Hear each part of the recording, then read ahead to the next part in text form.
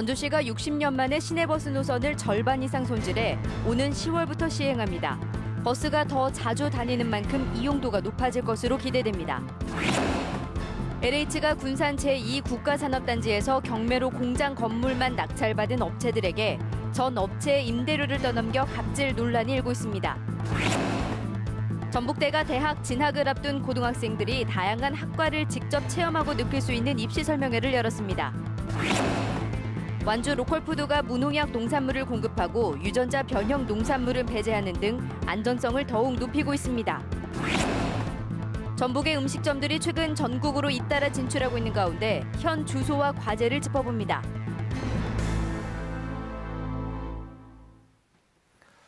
여러분 안녕하십니까? JTV 8시 뉴스입니다.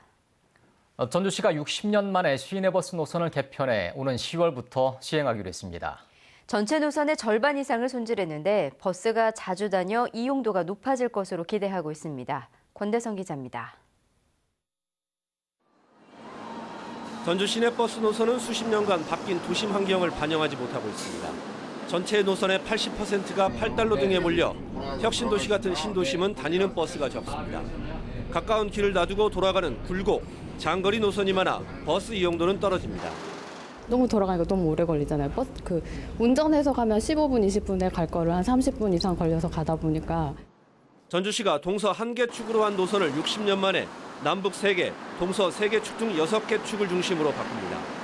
59개 노선을 없애거나 부분 개편하고 23개 노선을 새로 만드는 등 전체 노선의 절반 넘게 손을 봤습니다.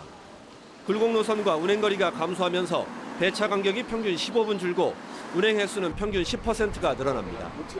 혁신도시 같은 신도심은 운행 횟수가 최고 2배 가까이 늘고 처음으로 버스가 운행하는 외곽 지역도 있습니다. 버스가 기존보다 많이 다니면서 그만큼 기다리는 시간과 목적지까지 가는 시간이 줄어들 걸로 기대하고 있습니다. 간선과 지선 개념의 노선도 처음으로 도입됩니다. 완주군의 이서와 삼내 지역이 우선 대상입니다. 갈아타야 하는 점이 있지만 버스가 짧은 간격으로 자주 다니게 됩니다. 환승 편의를 위해 무료 환승 시간을 10분 늘립니다. 1단계로 이서 삼내를 우선적으로 시범적으로 해보면서 보완책을 마련하면서 충분히 대화를 하고 그리고 나머지 지역에 대해서 연차적으로. 전주시는 노선 개편으로 이용객이 5년 동안 10% 늘어날 것으로 내다봤습니다. 노선 개편안은 34개 지역별 설명회를 거쳐 최종 확정된 뒤 오는 10월 시행할 예정입니다. JTB 뉴스 권대성입니다. 군산 제2국가산업단지는 영세한 중소기업을 위해 임대로 운영되고 있습니다. 그런데 산업단지의 토지주인 LH가 경매로 공장 건물만 낙찰받은 업체들에게 전 업체에 밀린 임대료까지 떠넘겨 갑질이 아니냐는 논란이 일고 있습니다. 하원호 기자가 보도합니다. 발전기 설비를 만드는 이 업체는 2년 전 공장 건물을 경매로 매입한 뒤 토지주인 LH와 임대차 계약을 맺으려다 거절당했습니다. LH가 전 임차인이 내지 않은 임대료와 연체료 8천여만 원을 내지 않으면 계약을 맺을 수 없다고 통보했기 때문입니다. 업체가 거부하자 LH는 이 업체를 상대로 건물을 비우라는 명도 소송을 제기했습니다. 공장 등록을 해야 되는데 그 공장 임대차 계약이 안 돼서 공장 등록이 아니기 때문에 지금 정상적인 영업이 안 되고 있어서 지금 피해가 발생하고 있습니다. 지난해 경매로 공장 건물을 낙찰받은 이 업체도 어쩔 수 없이 전 업체에 밀린 임대료를 대신 내줬습니다. 3년치 임대료와 연체료, 여기에 LH의 소송 비용까지 무려 1억 9천만 원을 낸 뒤에야 임대차 계약을 맺었습니다. 납품을 하려면 공장을 등록을 해서 정상적으로 운영을 해야 되기 때문에 그러기 때문에 어쩔 수 없이 부당하지만은 그거를 감수를 하고. 이곳 산업단지에만 6곳의 업체가 7억여 원의 임대료를 대신 내준 것으로 파악됐습니다. LH는 그러나 건물을 낙찰받았다고 해서 입주 자격이 생기는 것은 아니라고 반박합니다. 임대료가 저렴한 임대 산다는 입주를 희망하는 기업이 많아 심사를 통해 입주 기업을 선정하는데 밀린 임대료 같은 전 임차인의 의무는 승계하지 않고 임대차 계약권만 얻겠다는 것은 모순이라는 겁니다. 건물의 권리관계를 제대로 따져보지 않은 것 역시 업체의 책임이라고 주장했습니다. 소유자한테 앞으로 저 임대 해줄 거냐 어쩌냐 이런 걸 다 따져보고 살지 않습니까? 뭐 임대료는 얼마나 이런 것도. 근데 전혀 그게 물어보지 않고 샀다는 게 저에게는 좀 납득이 안 가거든요. 하지만 LH가 입주업체의 건물이 경매로 넘어갈 때까지 손을 놓고 있다가 뒤늦게 다른 업체에게 밀린 임대료를 떠넘기고 있는 게 아니냐는 지적은 피하기 어려울 것으로 보입니다. JTB 뉴스 하원호입니다. 1급 발암물질이 포함된 폐기물을 불법 매립하다 적발돼 고발 조치된 익산의 폐석산과 관련해 익산시가 담당 간부 공무원 교체를 검토하고 있습니다. 익산시는 지난 2011년부터 3만 5천여 톤의 지정 폐기물이 폐석산에 불법 매립됐지만 제대로 파악하지 못하는 등 업무를 소홀히 한 책임을 물어 담당 간부 공무원을 교체할 예정이라고 밝혔습니다. 대학 진학을 앞둔 고등학생들이 답답한 건 다양한 학과에 대한 정보가 부족한 건데요. 이 같은 학생들의 궁금증을 해결해 줄 수 있는 입시 설명회가 전북대에서 열렸습니다. 조창현 기자가 현장을 다녀왔습니다. 전북대에 마련된 학과 탐방 입시 설명회장. 100여 개 학과별로 부스를 마련해 탐방을 나온 고등학생들을 맞았습니다. 학과에 대한 소개와 고등학생들의 다양한 궁금증을 대학생들이 자신의 경험을 바탕으로 꼼꼼하게 상담해 줍니다. 혹시 수업 진행 방식하고 수업 시간은 어느 정도 되는지 알 수 있어요? 일단 저희 국제학부 같은 경우에는 영어 특성화학과라서 100% 모든 수업을 다 영어로 진행을 하고요. 고등학생들은 자신의 적성과 꿈, 끼에 맞는 학과를 찾기 위해 분주히 움직였습니다. 여기 학과 탐방에 오고 나서 실제 치대생과 얘기도 나누어 보고 상담도 해보면서 어떻게 제가 치대를 준비하고 이렇게 해야 되는지 알게 되었고 제 꿈이 좀 더 구체화됐던 것 같아서 정말 좋은 기회였던 것 같아요. 학과 탐방 외에도 전공 체험과 학생부 종합전형에 대비한 모의 면접, 고등학교 교사를 대상으로 한 입시 전형 설명회 등 다양한 행사가 함께 열렸습니다. 진로에 대해서 너무나 막연하게 이렇게 걱정을 안고 있었는데 이런 기회를 통해서 좀 더 자기가 가고 싶은 학과에 대해서 탐색할 수 있게 되었고 구체적인 계획을 세울 수 있어서 너무나 유익한 프로그램 같습니다. 이틀간 계속되는 입시 설명회에는 84개 학교 만여 명의 고등학생들이 참여합니다. 작년과 달리 올해는 전라권 외에 경기, 강원, 충청권에서 27개 고등학교가 참여해 의미를 더했습니다. 우리 지역 학생들뿐만이 아니라 우리 전국 학생들이 많이 이렇게 구름처럼 몰려오는 것은 굉장히 바람직한 현상이다. 우리 지역을 넘어서 이제 대한민국을 대표하는 대학으로 성장하는 그런 모습 우리가 볼 수 있는 것이 아닌가 이렇게 생각됩니다. 인터넷이나 인쇄물이 아닌 자신이 직접 체험하고 느낄 수 있는 입시 설명회는 학생들의 꿈을 구체화할 수 있는 소중한 기회가 됐습니다. JTB 뉴스 조창현입니다. 역사 국정교과서에 대응한 대한교과서가 당초 일정보다 미뤄져 2018년 3월쯤 발간될 것으로 보입니다.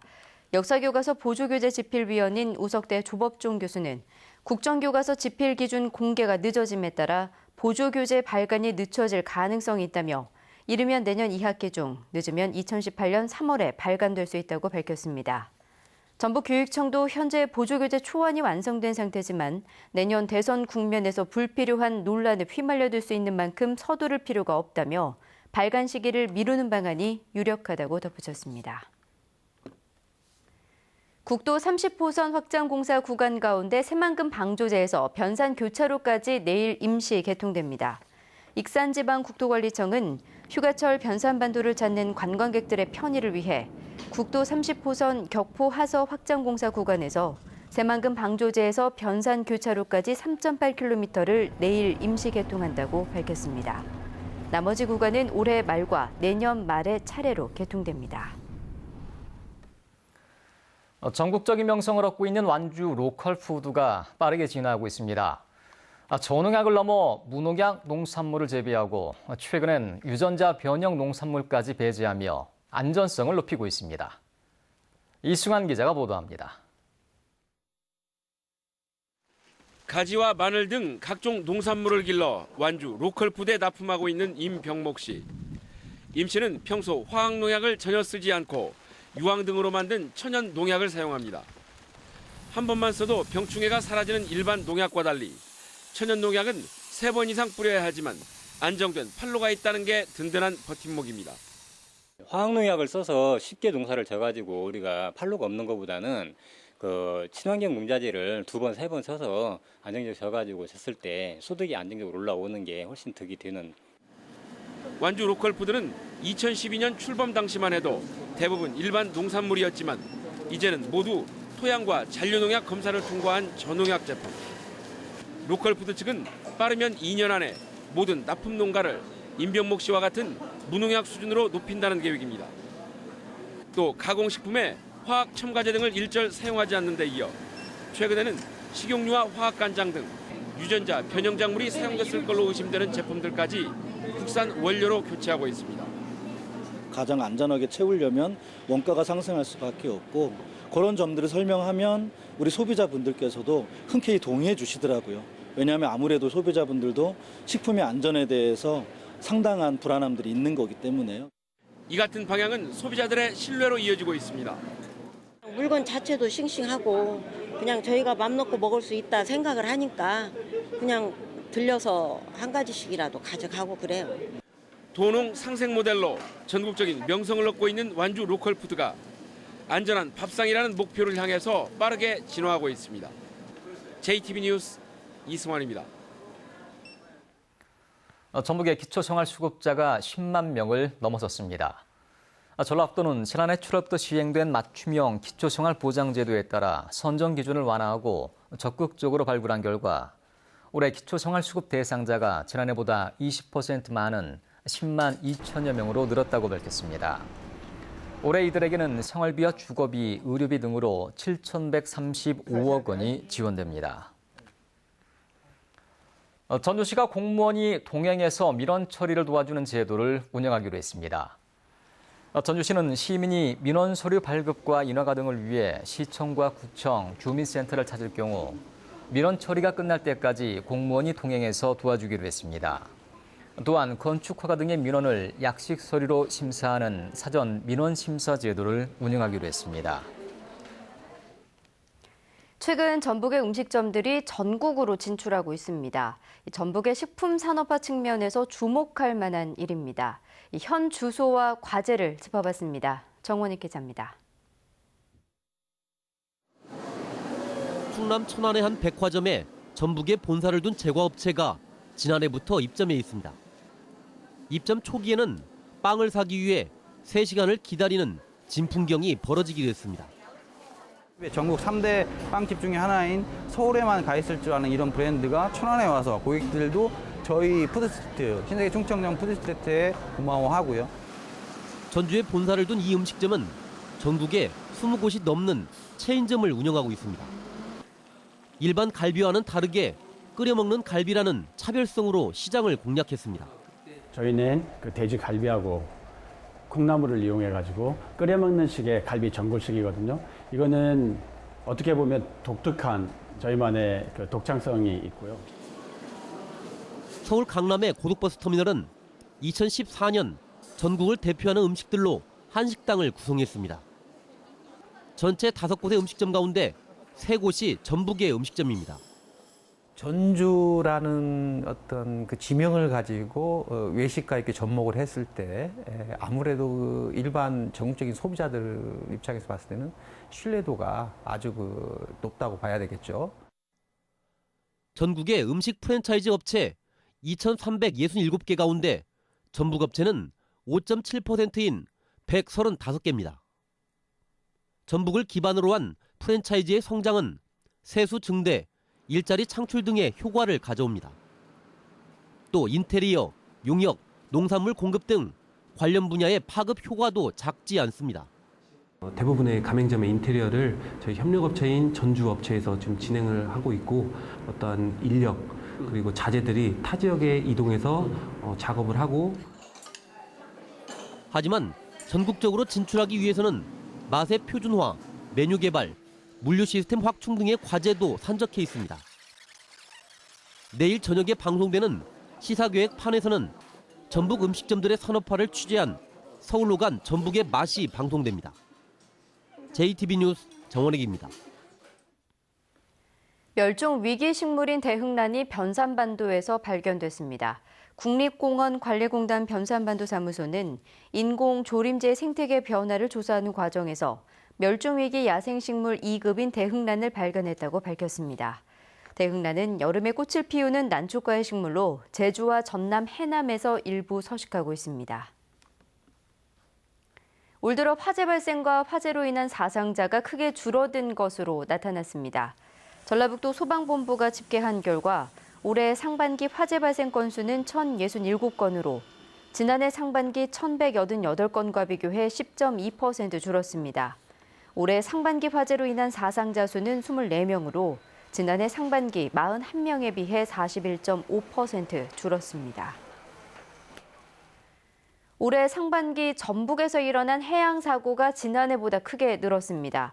군산해양경비안전서는 지난 1월부터 6월까지 전북에서 모두 79건의 해양 사고가 발생해 2명이 숨지고 1명이 실종됐다고 밝혔습니다. 해경은 지난해보다 낚시 어선 등 수상레저 활동이 2배 이상 늘면서 운항 부주의와 정비 소홀 등으로 사고가 늘었다고 분석했습니다.